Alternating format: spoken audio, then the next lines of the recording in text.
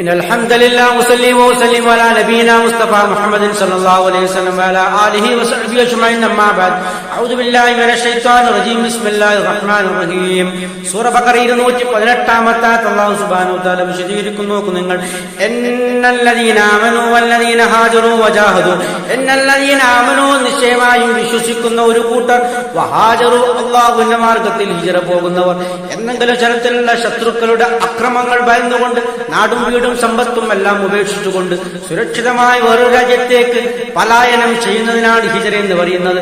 മക്കത്ത് അങ്ങനെ ഒരു കാര്യം സംഭവിച്ചിട്ടുണ്ട്. നൂറുകണക്കിന് മുഹാജിറുകളായ ആൾക്കാർ മദീനയിലേക്ക് ഹിജ്റ പോയ സംഭവങ്ങൾ പ്രസിദ്ധമാണല്ലോ. വജാഹദു ഫീ സബീലില്ലാഹ്, അല്ലാഹുവിന്റെ മാർഗ്ഗത്തിൽ ത്യാഗപരിശ്രമം നടത്തുന്നവർ, അല്ലാഹുവിന്റെ കൽപ്പനകളെ അനുസരിച്ച് അല്ലാഹുവിന്റെ കൽപ്പനകൾക്കനുസൃതമായി കർമ്മങ്ങൾ സ്വരുക്കൂട്ടിക്കൊണ്ട് കൃത്യമായി നിർവഹിക്കുന്ന ആൾക്കാർ, ഹറാമുകളിൽ നിന്ന് വിട്ടുനിൽക്കുന്നവരും അല്ലാഹുവിന്റെ മാർഗ്ഗത്തിൽ യുദ്ധം ചെയ്യുന്നവരും എല്ലാം ഈ ഗണത്തിൽ പെടുന്നു. ശേഷം അല്ലാഹു പറയുന്നു, ഉലൈക അക്കൂട്ടർ യർജൂന റഹ്മത്തുല്ലാഹ്, അല്ലാഹുവിന്റെ കാരുണ്യം അതിനവർ ആഗ്രഹിക്കുകയും ചെയ്യുന്നു. അല്ലാഹു ഗഫൂർ റഹീം, അല്ലാഹു അങ്ങേയറ്റം പുറത്തു കൊടുക്കുന്നവനും കരുണാവാരിധിയുമാകുന്നു. ഈ പറഞ്ഞതിന്റെ അർത്ഥം എന്താണ്? ഇതിന്റെ പൊരുൾ എന്താണ്?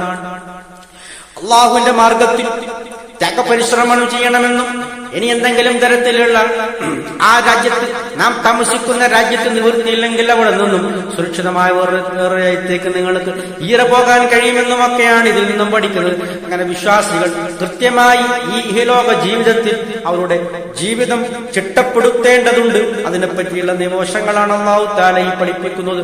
അങ്ങനെ അവരുടെ ആ മാനസികാവസ്ഥ പറയുന്നു. നോക്കൂ, ഉലൈക അക്കൂട്ടർ യർജൂന റഹ്മത്തുല്ലാഹ്, അല്ലാഹുവിൽ നിന്നുള്ള കാരുണ്യം അവർ നിരന്തരം പ്രതീക്ഷിച്ചു കൊണ്ടിരിക്കുകയാണ്. അല്ലാഹു നമ്മെ കൈവിടുകയില്ല. അല്ലാഹു എന്നും നമ്മുടെ കൂടെ ഉണ്ടാകും. അല്ലാഹു എല്ലാത്തിനും അല്ലാഹുവിനെ എല്ലാ കാര്യത്തിനും നമുക്ക് ആശ്രയിക്കാൻ പറ്റിയതും അല്ലാഹുവാണ് അഭയമെന്നും അവർ നിരന്തരം അവർ വിശ്വസിച്ചു കൊണ്ടിരിക്കുന്ന ഒരു കൂട്ടരാകുന്നു ആ മുഅ്മിനീങ്ങൾ. അവിടെ ക്വാളിറ്റി അല്ലാഹു തആല പറയുകയാണ്, അല്ലാഹു ഗഫൂറുർ റഹീം. അങ്ങനെയുള്ള കൂട്ടരെ സംബന്ധിച്ച് അല്ലാഹുവിന്റെ ഭാഗത്തു നിന്നും എന്താകുന്നു?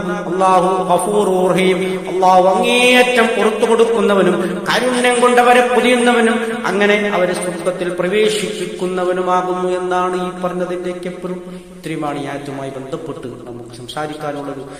സത്യമായി മനസ്സിലാക്കുന്ന സജ്ജനങ്ങൾ നമ്മൾ ഉൾപ്പെടുത്തി അനുഗ്രഹിക്കുമാറാകട്ടെ. അൽഹംദുലില്ലാഹി റബ്ബിൽ ആലമീൻ.